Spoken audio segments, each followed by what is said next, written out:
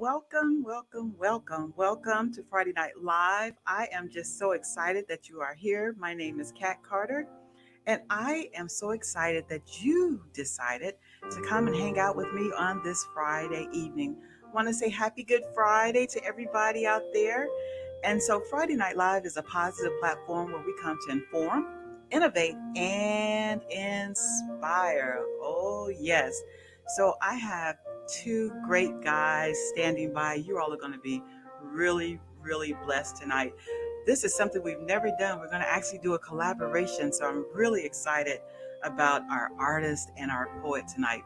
So, let's do our encouragement, and then I'm going to introduce to you our guest for the evening. So, our encouragement tonight reads, I feel such immediate relief when I finally set down a heavy load of groceries or a cumbersome object. I breathe easier, my muscles relax, and my steps become lighter when I free myself of the burden I was carrying. And I feel relief when I forgive also, because I free my mind and heart of burdens I may have been carrying for days, weeks, months, or even years. And through forgiveness, I let go of the past and make a conscious effort to step forward into a time of new opportunities and new growth. And is it any wonder that my act of kindness causes me to walk lighter, to breathe easier, and to be more relaxed? By forgiving myself and others, I stand straighter and I move with confidence into a bright new future. Taken from the Daily Word, 365 days of love, inspiration, and guidance. So let me tell you about my sensational guest for the evening. Bill Cushing lives in California. As an undergrad, he was called the blue collar poet by his classmates at the University of Central Florida because of his years serving in the Navy and later working as an electrician on oil tankers, naval vessels, and fishing boats before returning to college at the age of 37. He earned his MFA in writing from Goddard College in Vermont. And over 20 years ago, he taught at East Los Angeles and Mount San Antonio's College while residing in Glendale with his wife and son. His poetry has appeared in numerous journals, both in print and online, including both volumes of an award-winning Stories of Music. A nominee for both the Pushcart Prize and Best of the Net, Bill was named as one of the top 10 poets of LA in 2017-2018. His book, A Former Life, released by Fishing Line Press, was honored by the COP's Featherling International Book Award. He also won the 2019 San Gabriel Valley Chapbook competition with Music Speaks, and volume awarded a bronze medal from the 2021 New York City Book Awards. Chuck Corbusero lives in Los Angeles and is a guitarist who plays jazz, blues, Brazilian, among other musical genres. He earned his BFA in musical performance and arranging at City University of New York, the City College under Gil Evans, and as artist in residence 1982-83. He teaches guitar and plays upright bass violin as his second instrument. He sees Wes Montgomery as his primary musical influence and has played guitar for various major acts in Las Vegas, Reno, and Lake Tahoe. Most notably, he served as Eddie Arnold's guitarist for 10 years until 1992. Chuck has also composed the score of Men and Maids, a musical comedy, and has been performing nationally with the Mills Brothers. Please welcome to Friday Night Live, Bill and Chuck.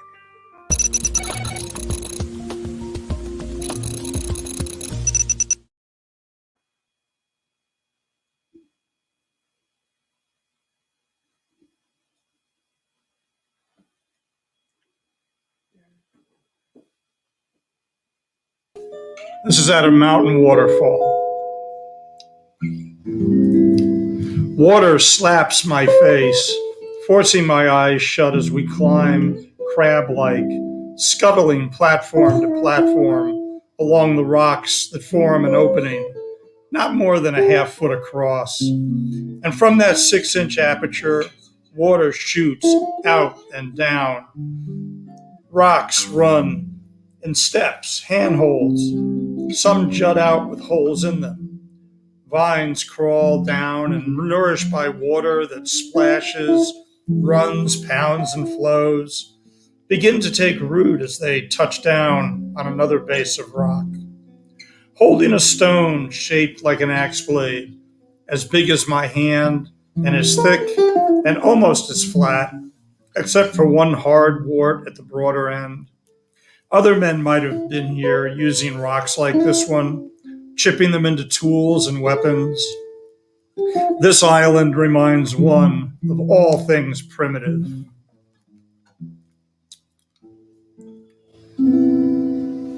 And this is Los Carabas.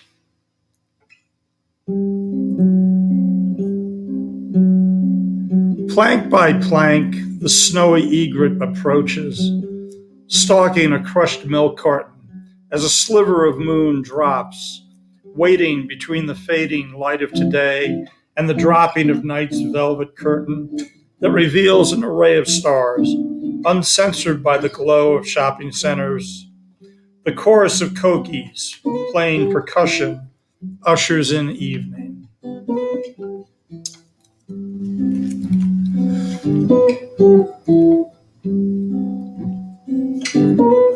Staying on the water, here's pelicans.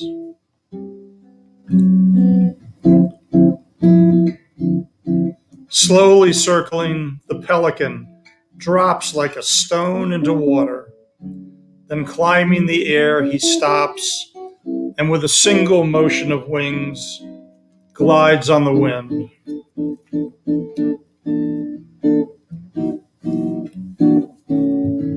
Chuck and I both grew up on the water, and so naturally this one is something we're familiar with. This is a poem called Sailing, dedicated to Joseph Conrad.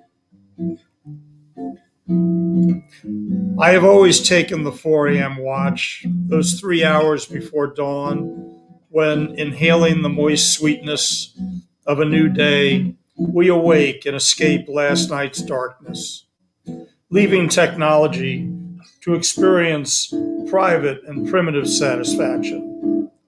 The ocean rushing underneath, its volume dependent upon current hull speed, spills a phosphorescent wake, the only natural source of light besides the moon. Rolling up and down, swaying into balance on the balls of my feet, while cradling the warmth of a mug's contents. Soon an orange sliver appears and grows as the sun finds the seam and the weld that fixes sea to sky.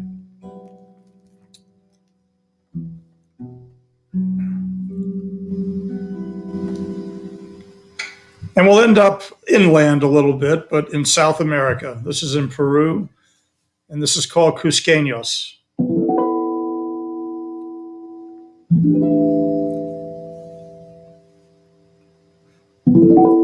Up where the mountains curl like sleeping dragons, peaks piercing far above the clouds, in another world 2 miles above sea level sits the center of the Incan Empire.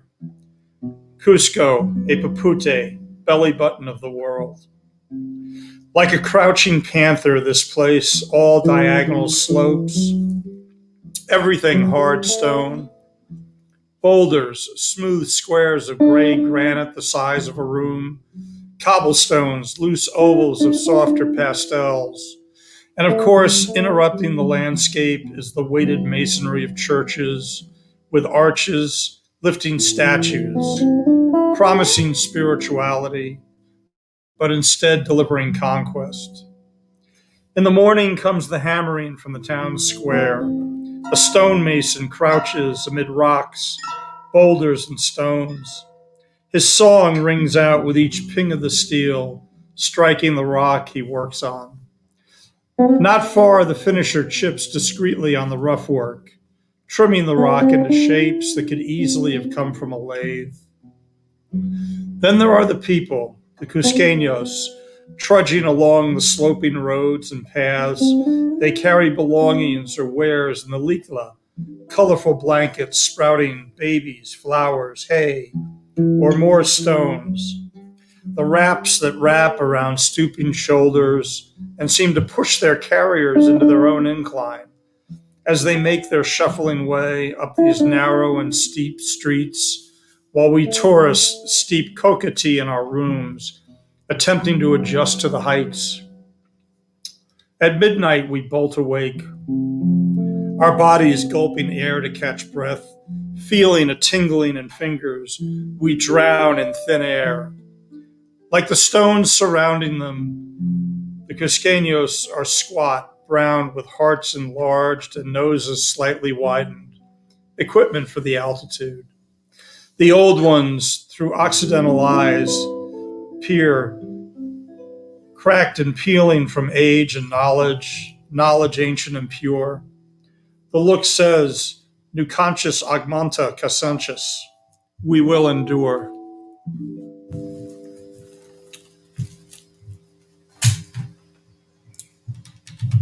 Hey, hello, Bill. Hello, Chuck. Hi.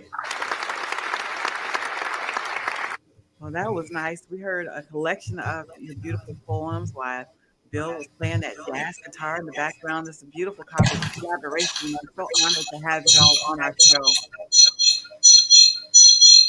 Yeah, thanks for having us, Kat. I really appreciate the invite, and it's great to play live. We don't normally play live. Sometimes we record stuff and then we submit it, but tonight's a real treat. Yes, yes. And so I wanted to ask you, Chuck, who or what inspired you to start playing the guitar? It really was my father. Bill, there's a little bit of a delay there. Sorry. Can you mute that? Yeah, there it is. I'm sorry about that. My father was a real fan of singers, jazz singers, and my grandfather actually owned a club in New York in the 40s and 50s. So my father was like a fan of a lot of singers, like Ella Fitzgerald, Frank Sinatra. And what happened was I I started playing down at my grandpa's club when I was like a teenager, and I started getting into playing jazz because that's what people would request, standards and stuff that my grandparents knew. So I had to learn it, and it was kind of a dilemma because I didn't know all those songs because I grew up more with like rock and funk and top 40, and the Beatles and stuff, and Hendrix. So it was a real education for me. Anyway, so yeah, it was quite a journey, to be quite honest with you. Okay. So, Bill, how would you describe the poems that you typically create? Bill, here, let me put you up. He's having a little bit of a sound problem. Here, Bill. Use my headphones. Why don't we switch Yeah, hey, let's put these in and we can share them. No, you. Yeah. Oh, okay. Hang on, Kat. Sorry, Kat. That's okay. We're going to switch to headphones. Okay. Yeah, this way. Okay. Oh, yeah. Okay. Sorry about that, Kat. That's okay. Sorry for the technical delay there, but what was the question? How would you describe the poems that you typically create? Oh, geez. Well, I'm a big believer in terms of, as you mean in terms of the format or the topic, or Both, yeah. The format. okay, because the form always follows function to me. I mean, I work in all different types. Usually it's determined by what the subject matter is, and the subject matter can be anything. I've written about my family. I've written about, obviously, this first set was mostly places I've been or experiences I've had. What brought us together, obviously, was music, our love of music. And one of the reasons we picked the title Notes and Letters, because we're combining words with music. And when you get down to it, what's the basic, unit of music is the note, and basic unit of language is the letter. So, yeah, I can be, inspired, if that's the word you want to use, by almost anything. It can be, I don't know. Well, I just wrote about an old neighbor of mine. I've got a new one in the works now, which I'm hoping to start sending out. Okay. I got a message and they say they can't hear me speaking. Can you guys hear me online? Can you hear me? I can hear you. Yeah, we a hear little you. bit low. Maybe you can pick up. Can the viewers hear me? Oh,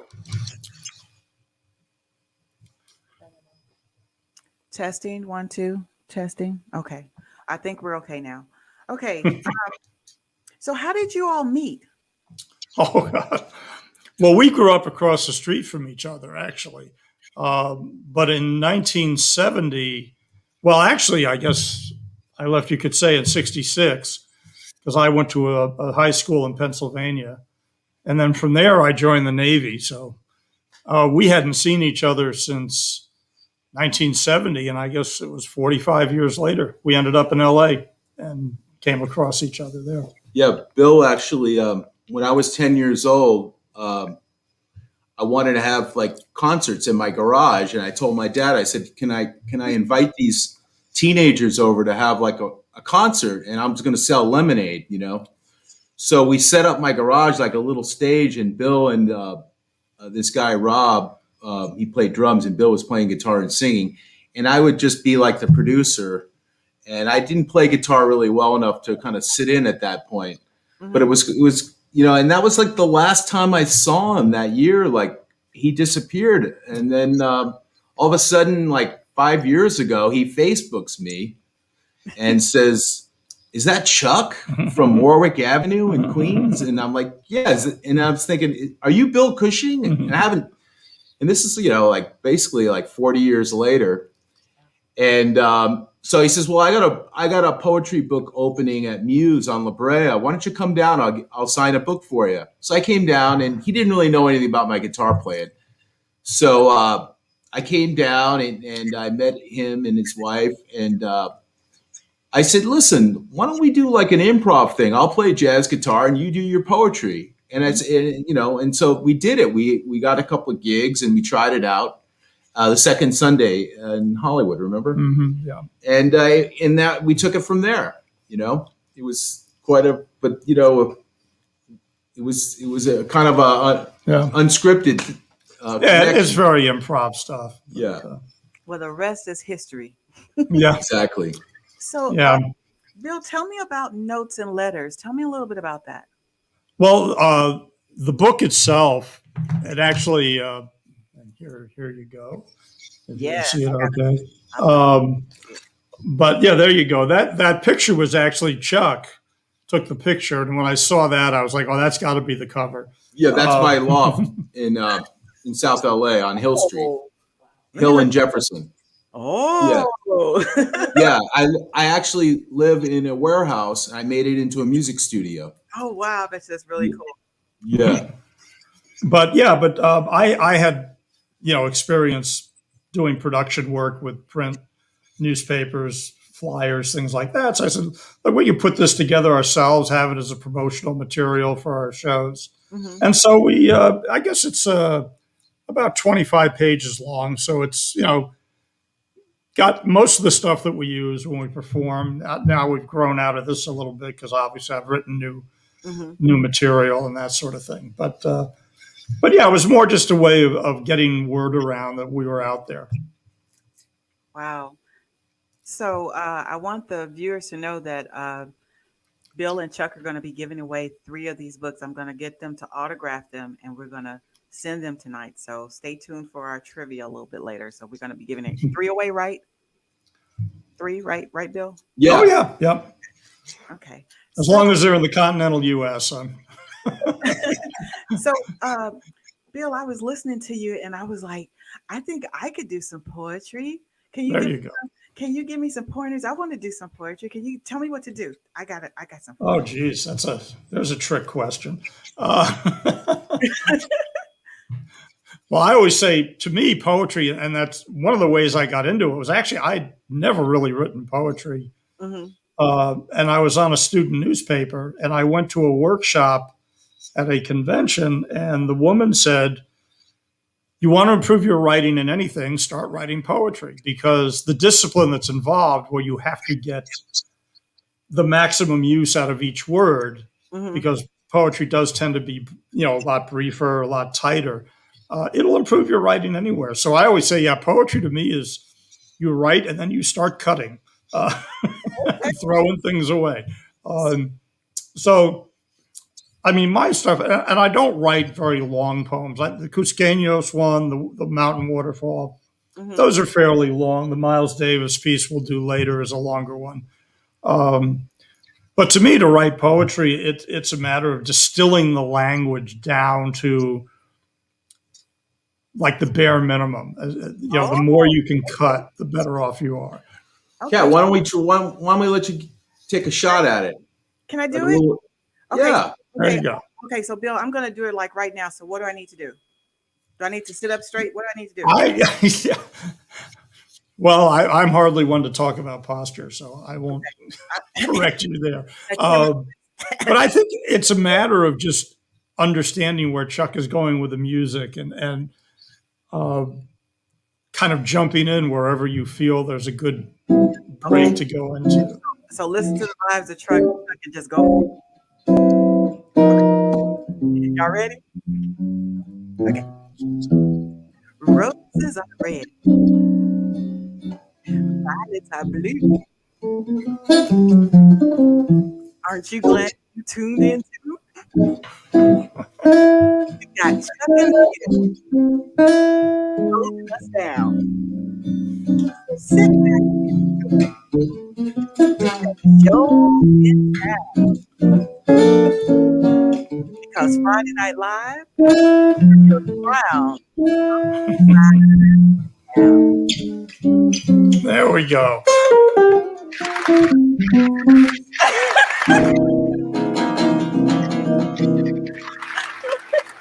Good for you. Nice. Yeah, That was that fun. was cool. Okay, so what other selection are you going? You said what are you going to do tonight? What's the final selection you're going to do for us tonight? I think you said Miles. What did you Well, say? of course, what brought us together was it was the anthology, the first volume of stories of music from Holly Tripp out of Denver put this project together. I got to say, I was really pleased when I got in there because her both volumes have gone on to win major awards, both nationally and internationally. Uh, they're very interesting volumes for people who love music. I really recommend them. They're on Amazon. Uh, they're essays, poetry, short stories, interviews. But she has artwork in there. She also put in a Q code or the QR code where Hmm. you can scan it or log on and actually hear some of the pieces being read. Okay. Um, but yeah, when I got in that book, I mean, I was just so pleased with that. And that was the Miles Davis poem was the first one, um, which is funny because that's what I like to call one of my found pieces. Uh, to me, most of writing is revising and editing. That one came out pretty much the way I wanted it the first time. When I heard, basically what happened was when I heard Miles Davis had died, I locked myself in my room and just sat there and writing and listening to his music and, eventually came up with this piece. But yeah, the next set we're going to do is all centered on music for the most part. Charlie Parker, Marcus Roberts. Um, well, the music speaks goes from Modest Mussorgsky, the classical, all the way to, and if anybody knows the Too Many Zoos in New York City, the three-piece band that travels around and does very impromptu stuff. One of the poems is about them because they are really a riot. If you're ever on YouTube, too many zoos, you just watch these guys. They're an absolute gas. And they usually play in the subways or in the train stations and that sort of thing. Okay. Let's start with the bird piece. Ready? Yeah. Oh, sure. Ladies and gentlemen, Bill and Chuck.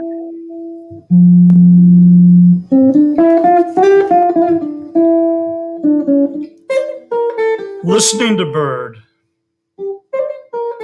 Flying through scales, he did the impossible, stretching staccato sounds, stopping only to change direction. He found places in his search for every note not imagined, leaving chromatic gravity, breaking confines, shooting up into infinity.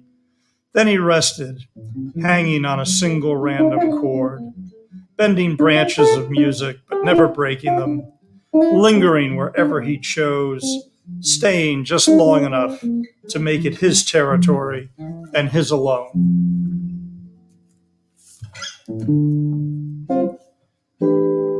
Music isn't about standing still and being safe.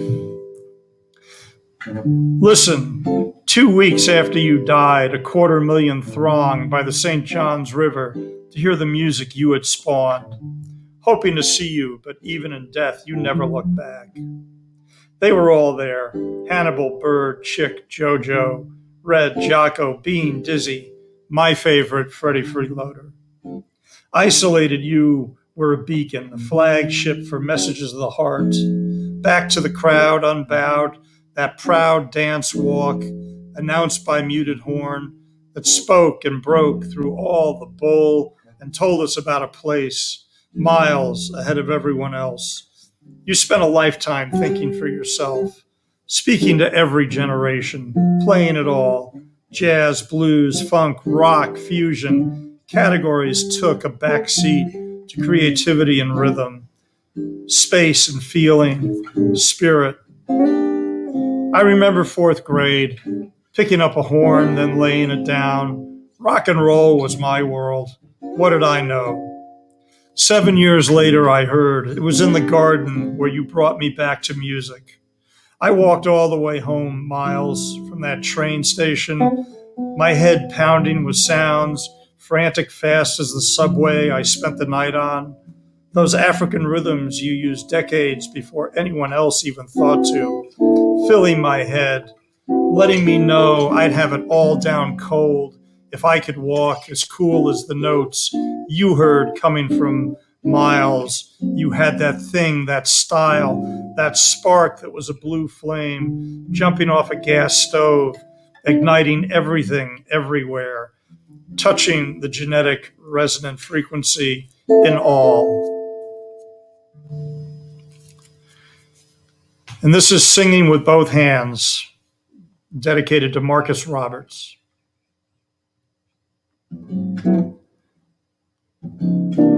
With 88 steps to choose, how do the pianist's hands decide which to use? Perhaps each acts alone. One is the heart, maintaining clockwork tempo, balanced, beating as blood and milk, giving life in obsidian and porcelain. The other wanders free, travels against rhythm, turns at times unknown, sees dead ends, backtracks to others, sometimes climbing, yet always acting in concert, or not. I think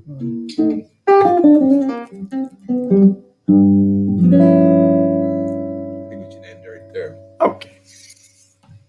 Wow, that was really, really nice. I was really enjoying that. It's so soothing and relaxing to listen to you all as you do your collaboration. It's beautiful. Thank you. I would say if people like what they're hearing, we do have a YouTube channel, which is just under our name, Notes and Letters, with our names in there. And it has this and a lot of other pieces. Yes, and also I have you guys, if you all want to get in contact with Bill and Chuck, notes and letters la@gmail.com, right? Yes, Yeah. that's it.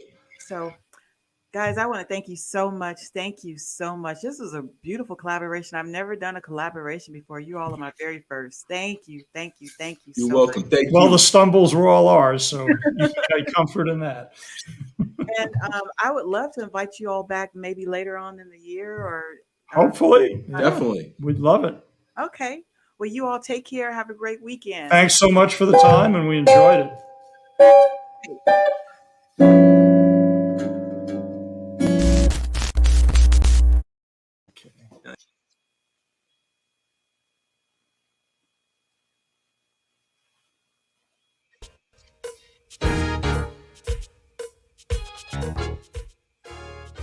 Introducing national recording artist, saxophonist Ronald Rembert Jr. Music for inspirational music to move you, soothe you, and groove to.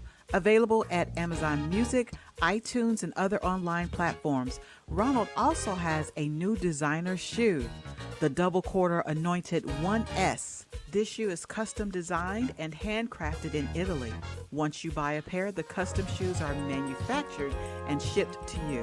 Style meets comfort with a dose of swag, a street-styled low sneaker with sporty soul. Check out the Double Quarter Anointed 1S shoe and Ronald Rembert Jr. Music at anointedsax.com. Stepdads showing up and showing out. Check out this latest book written by inspiring author Dr. Cedric Rice. His book is loaded with tips for navigating the complex world of a blended family.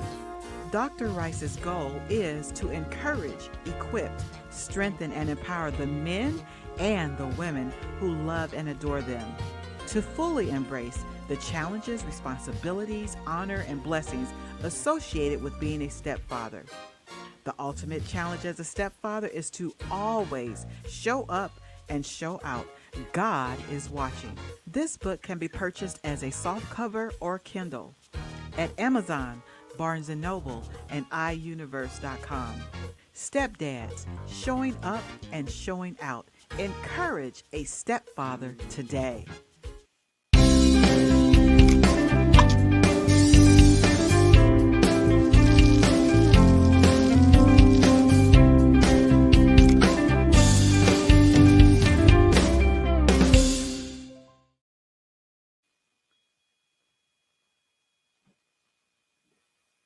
All right, so here is a trivia question.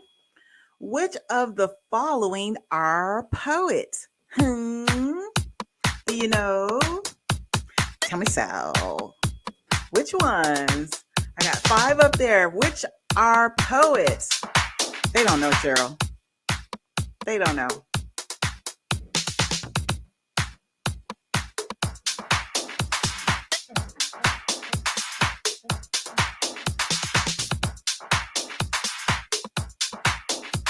Do you know who are the poets?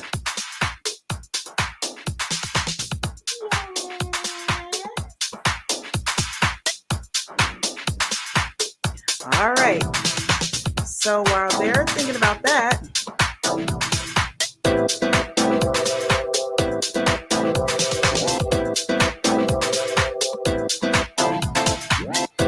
okay, so we're getting ready to go to our preventative measures.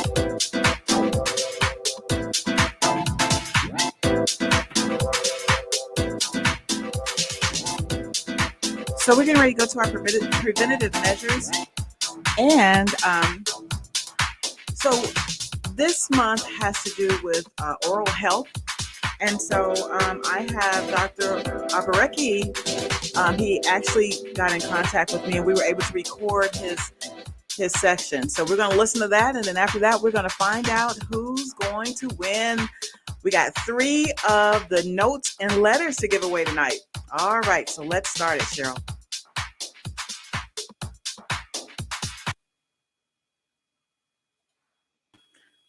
So welcome to Friday Night Live, and we have Dr. So welcome to, I can edit this, Doctor. Okay, so welcome to Friday Night Live. We have Dr.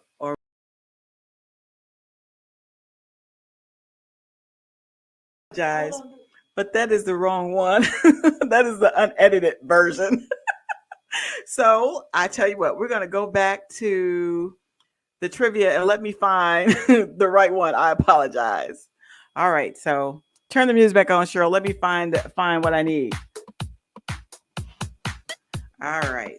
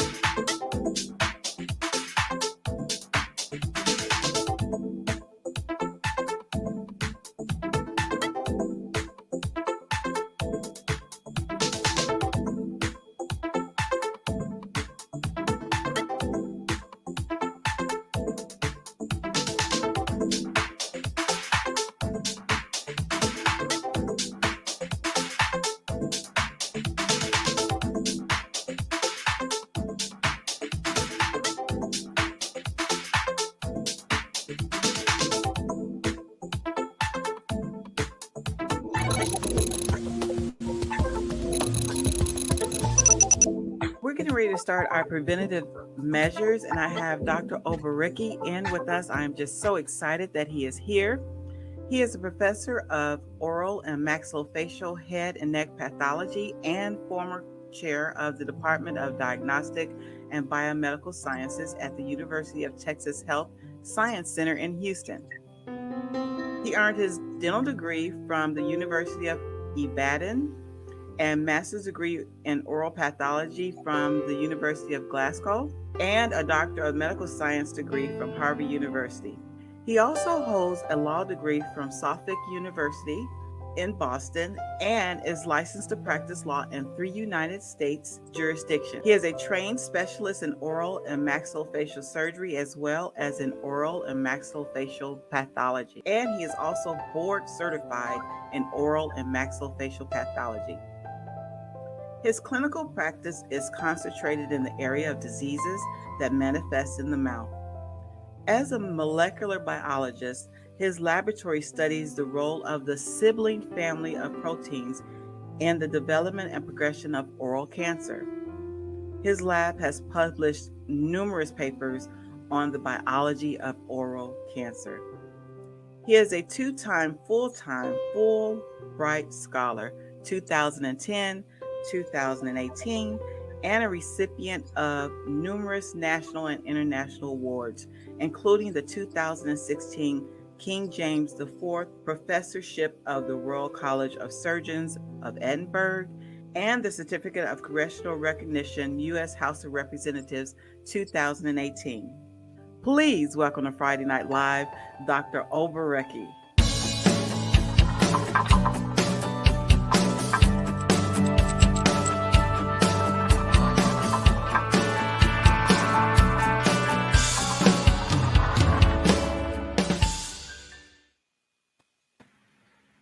Yes, sir. Hi, how you doing, doctor? Thank you very much. I'm doing so well. Thank you, Catherine, for inviting me to the show. I truly appreciate the invitation, and I look forward to a very, very productive discussion. Yes, How sir. are you doing today? I'm doing outstanding now that you're here. It is just an honor to have you on the show. And, I did my thesis a little bit on salivary gland cancer. So this is really dear to my heart, the oral cancers or the cancer of the mouth for the audience so that they understand what we're talking about. So I wanted to start off, if it was okay, to tell them a little bit what a maxillofacial pathologist or doctor is, because I'm not sure if the viewers know exactly what that specialty does. Well, again, thank you, Catherine. Thank you for having me. The oral and maxillofacial pathologist is a doctor that deciphers, that is, look at the oral cavity, the mouth, and diagnose diseases that present in the mouth. And some of these diseases may not actually originate in the mouth. There may be diseases that are elsewhere in the mouth, the guts, name it, but they are manifesting in the mouth. So the oral and maxillofacial pathologist is able to see these lesions sometimes before even the physician, the general doctor, knows about the existence of these diseases elsewhere. So they may serve as the mouth serves as the window. It may be the very first indication of something happening elsewhere in the body.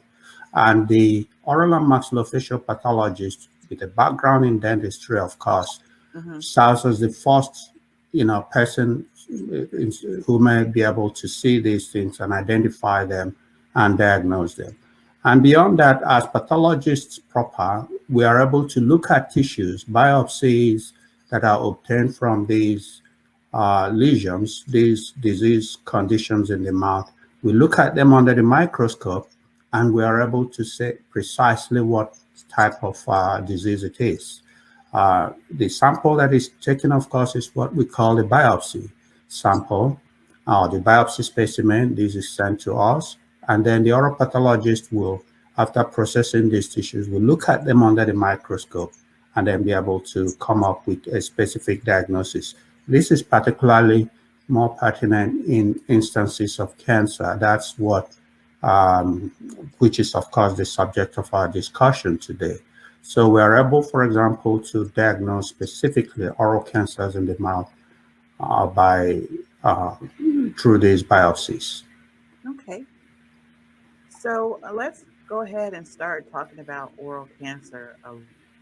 So what is oral cancer in like its simplest terms where they could understand? Well, oral cancers are those cancers that occur within the mouth and the throat area, inside the mouth and the throat area. Essentially, that's what they are.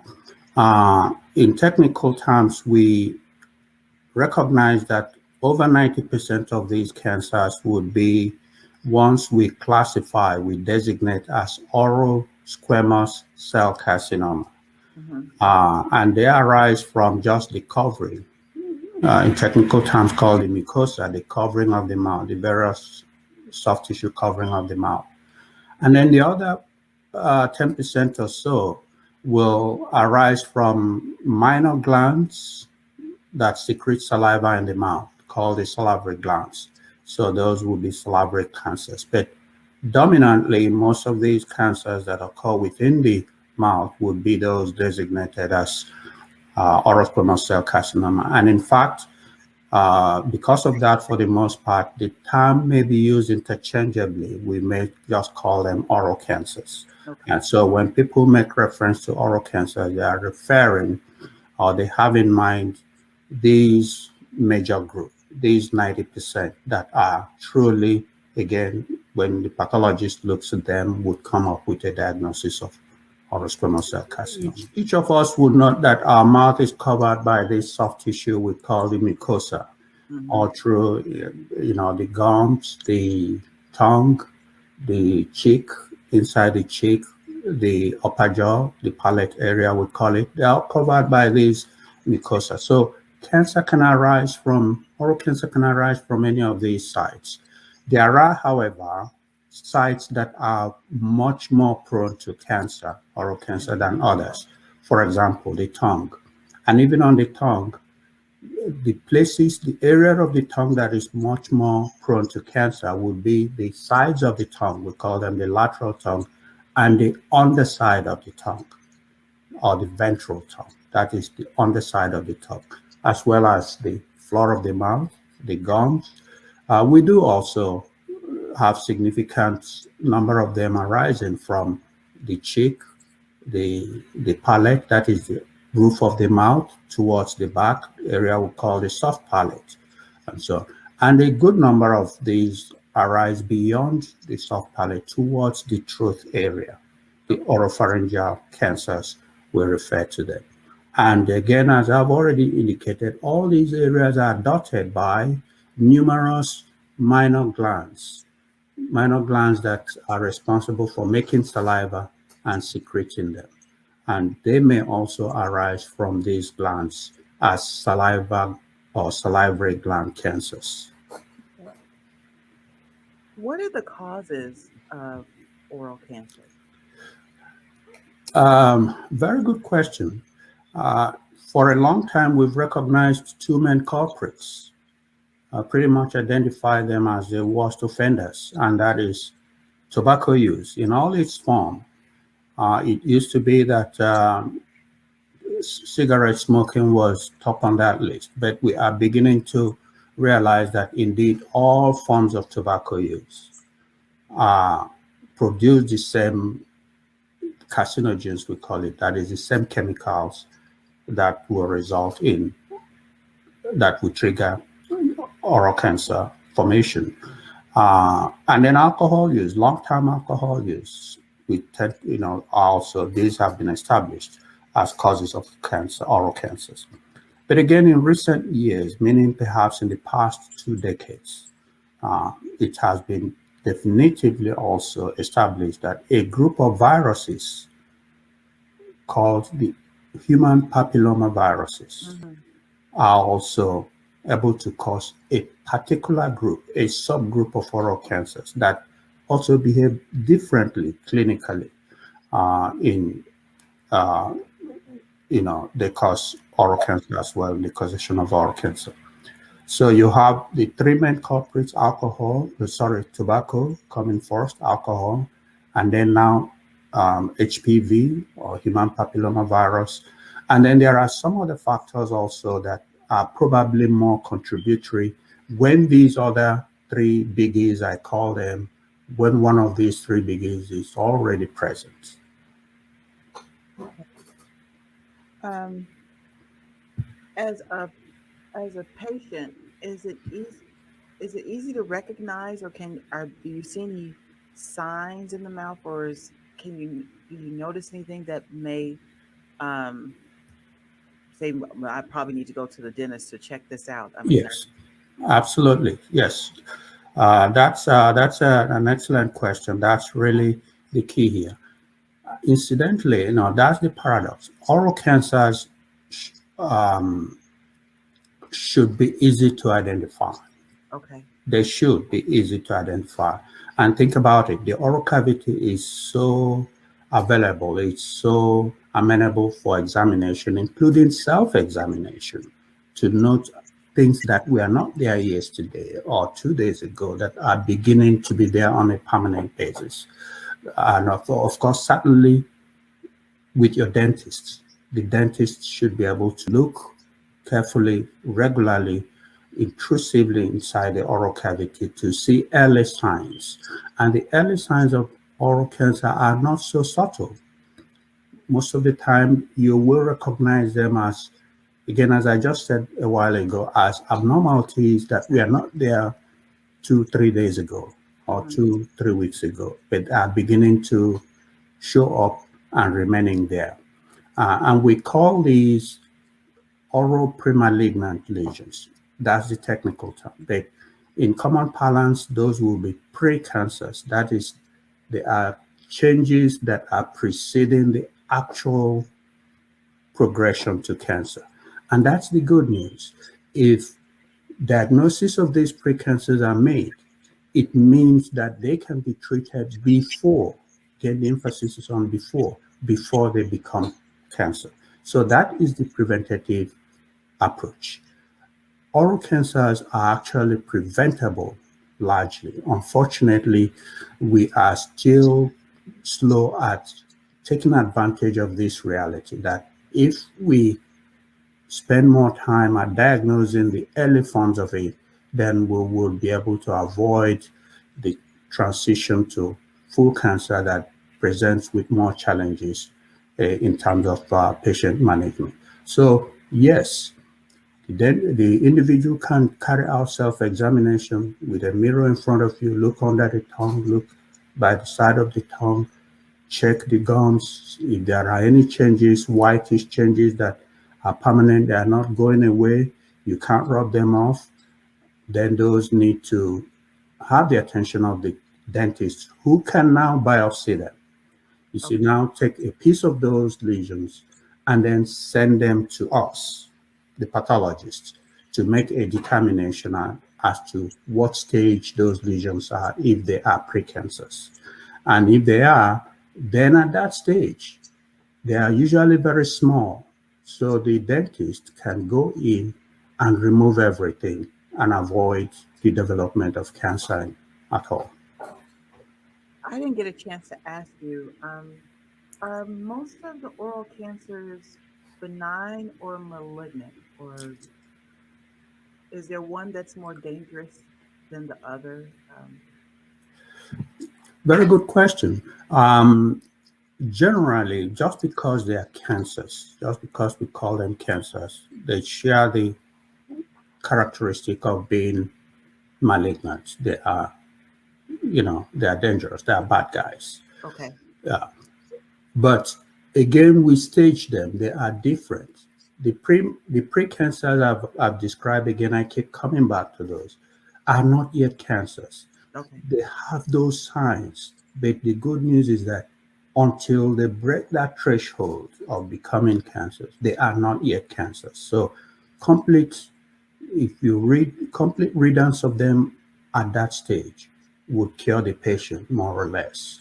But the actual cancer also has stages, to your question. Okay. Yes, depending on when the diagnosis is made. If they are made early enough, there may be a stage 1 or a stage 2 oral cancer.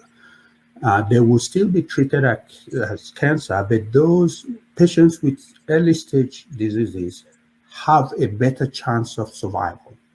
In other words, they may not have recurrence as compared with patients with later stage diseases, stage 3, stage 4. Stage 4 obviously is the other end of the spectrum, of bad news. And most of the stage 4 patients actually will die from the disease eventually. Yes. Okay. What about current treatments that are available for someone that has oral cancer diagnosis? Unfortunately, for real cancer, that is full-blown cancers. We call them invasive cancers, which, of course, is just a repetition. Cancers, by their very nature, are invasive. Uh, Full-blown cancers of the mouth are still largely treated by surgery. And of course, these are extensive surgeries. You can imagine if it's a cancer of the tongue, that may necessitate removing half of the tongue, for example. So they are extremely debilitating in terms of the surgical approach. But this has been the mainstay of treatment for a long time, as we know it. And in spite of that, the recurrence rate and the survival is still very low. About 50% of these patients treated surgically, sometimes with radiotherapy as well, will come back with recurrence. They will have recurrent disease. And half of those patients coming back with recurrent disease will die from the disease. So the challenge we have now, and that's part of what my lab has been interested in for a long time now, is to come up with chemos, as we call them, that is drugs rather than surgery, that actually fight the cancer cells without subjecting the patient to extensive surgery. Or alternatively, a combination of those chemos that limit the extent of the surgery that is carried out, so that patients do not end up with extremely disfiguring results as a result of extensive surgical approach. So efforts are going on now. Chemotherapy, immunotherapy is actually on the forefront of the research now to come up with immunotherapies that instruct the body itself, the body's immune system, to fight drugs that will instruct the body immune system to fight back oral cancers and limit the extent, or in some instances, completely eliminate the choice of, as the only choice, surgery as the only choice of treatment. Okay. So we talked about the survival rate, and I know you said if it gets up to stage 4, the chances of survival is really not good.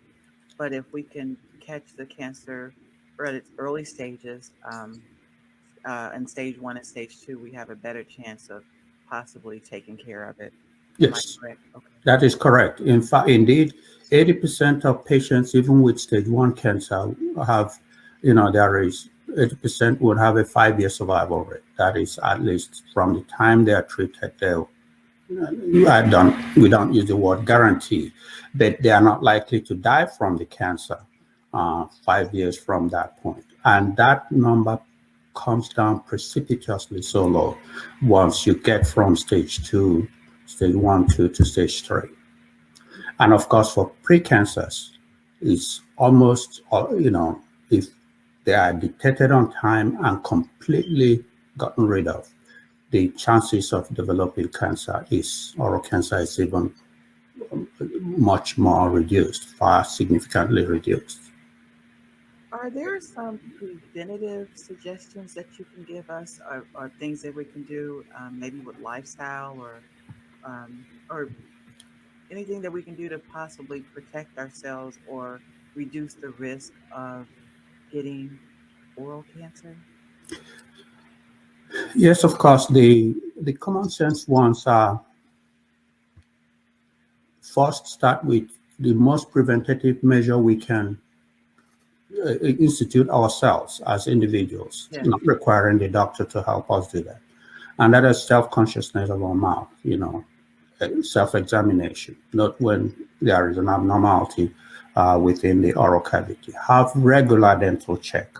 Remind your dentist if they don't see. If you're not sure they're doing it, say, please, I would also like you to look around and make sure I don't have any funny lesions that may lead to cancer, and just chuckle. They will understand what you mean and carry out those checks, and at least let you know. Do that every 6 months. That will be my recommendation. Secondly, the etiologic agents, as we call it, or the causes, the non-causes like tobacco use and alcohol use, those have been established. Or, so if an individual can cut down or at least eliminate completely those lifestyles, social lifestyles, and adjust to them, that would be good. And in younger patients, HPV vaccination. Okay. And now it is for both male and female young patients. This would certainly protect them from developing the HPV-related type of oral cancer, early vaccination. And this brings me to an important point too. You may not have any of those. You may not be a tobacco user. You may not be an alcohol user and all that.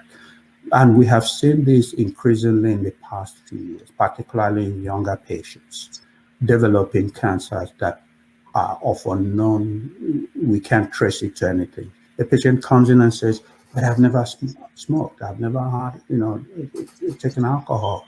How could I get this? Why me? And we are still, some of those happen. We later on realize that some of those, with the advent of HPV, we began to realize that some of those are in that cohort, that group that is HPV instigated. But others are still, we still don't know. We are still, this is an area of intense inquiry as we speak. And that again goes to reemphasize the need for prevention, early detection. An individual should be able to see an abnormality or a change in the oral mucosa inside the mouth and alert their dentists to check it out. Okay. I was going to ask you one more question, and I think you kind of answered it a little bit. You tapped on a little bit. I was just curious. Can this be a hereditary type of disease? And then also, have you seen in your research particular age groups that are more prevalent to having this? Very good question. Let's start with the age group thing. Okay. It used to be that oral cancer was regarded, unlike most cancers, as a disease of the elderly, meaning individuals 50 and above. But that, just like cancers of other regions, most, not all, but that is changing. That has changed in the past 3 decades or so. As I just indicated to you, we're beginning to see cancers that we cannot really explain in much younger patients. And I'm talking about patients in their 30s and 40s. Yes. So, but regardless, largely it still remains a disease of the elderly. It is still dominantly, people in their 50s, 60s, and above. And the risk increases with increasing age, for sure. And also, it used to be that, demographically male more than female. But again, that gap is closing. It's almost 1-to-1, 1-to-1 right now as we speak. Male are still slightly more prone to oral cancer than male. And what is clear with respect to the demographics is that blacks are far more affected with oral cancer. They tend to develop oral cancers more than their Caucasian counterparts. So that is, those are things we know, clearly. And epidemiologically, it's still a disease. Oral cancer is still far more in the Asian continent, India, and so on. In fact, it is the primary cancer in India. It is the number 1 cancer in India. And of course, this has been attributed to the use, tobacco use in various forms and so on, which is very prevalent in those cultures, and we have them here in the Western world and other parts of the country. And generally speaking, in developing country, the rate of oral cancer is much higher than we find them in developed countries like the United States and other Western countries. Well, Dr. Ogebureke, that's all I have. I mean, I think we kind of covered pretty much everything as far as for the viewers to kind of get a better understanding of oral cancer, what it is, what to look for, when to go see the dentist, preventative measures, causes. We pretty much covered all of it. Did you have any final remarks before we end the discussion? Well, thank you again, Catherine. Yes, sir. With respect to oral cancers, I will just repeat, and indeed any other cancer for that matter. Let's note the salient aspects. It is preventable. It could be diagnosed early and the consequences can be stopped. Its progression can be stopped if we are able to identify these preceding lesions, these precancer lesions, and take care of them, which is usually much easier, take care of them early enough. And the secret is self-examination, talk to your dentist. And if there is any suspicious lesion, they should be biopsied. They should immediately take a small sample of those lesions and send them to a pathologist.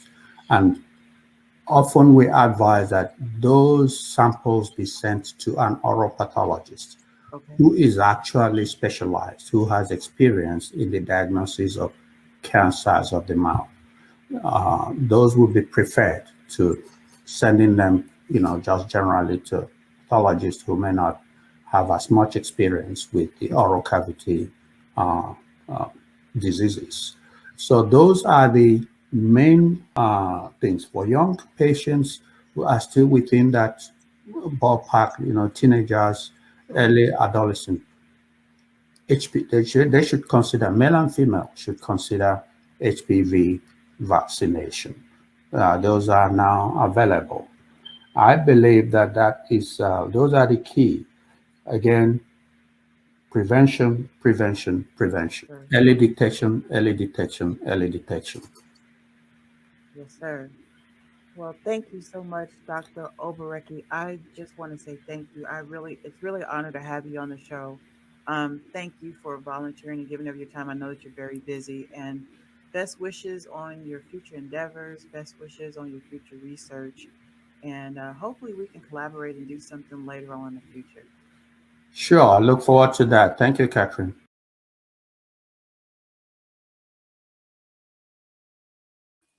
All right, so that was Dr. Ogebureke, and he was talking about oral cancer. And April is the month of where we deal with things in the mouth of prevention.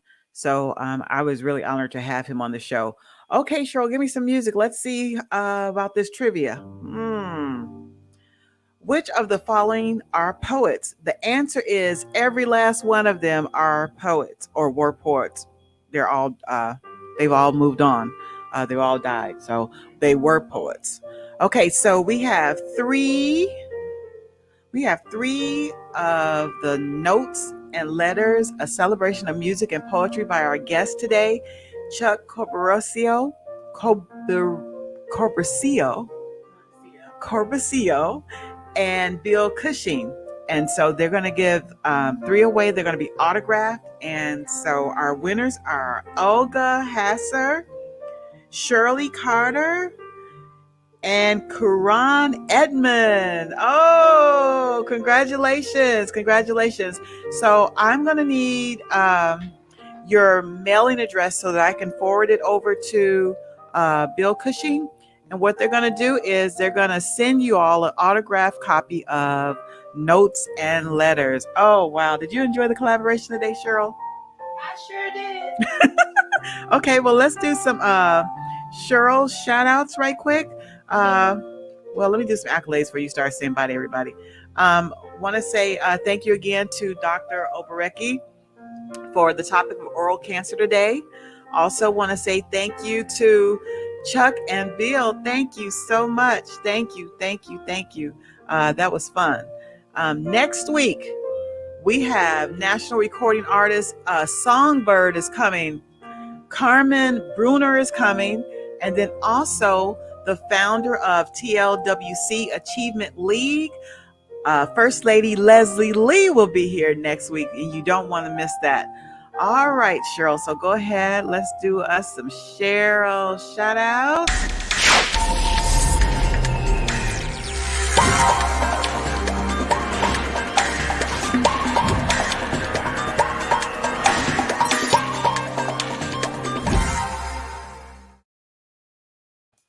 Fancy, Cheryl. All right, let's see what we got on the horn today. On the horn.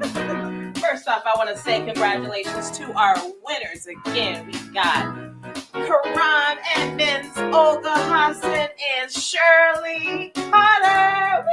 That's your Gigi. Yeah. That's my Gigi. That's my All right, congratulations. Your prizes will be coming to you shortly. Let's see who we had up on the show today. We had Gigi. Hey, Gigi. Congratulations again. We had Lady Jackson up in the house. Happy Friday. We had Mother DeBose. Happy Mother. Happy to see you, Mother DeBose. We also got Team Donaldson. Good to see you as well. Auntie Mamie. Glad you made it. We got Tina Wilson. Glad to see you back. Bonnie Wilson over on the YouTube side. Glad you came back as well. Jonelle Bow. Glad to see you too. I hope you enjoyed. Charles Neal is here as well. Welcome. That's Pastor Neil, True Christian Fellowship. Yay! That's y'all just we got Mrs. Gerald up in the house. Yay! Mrs. Gerald. And we got Auntie Ada. Hey, Auntie Ada. And his great grandma's watching. Hi, great grandma. Hey, great grandma.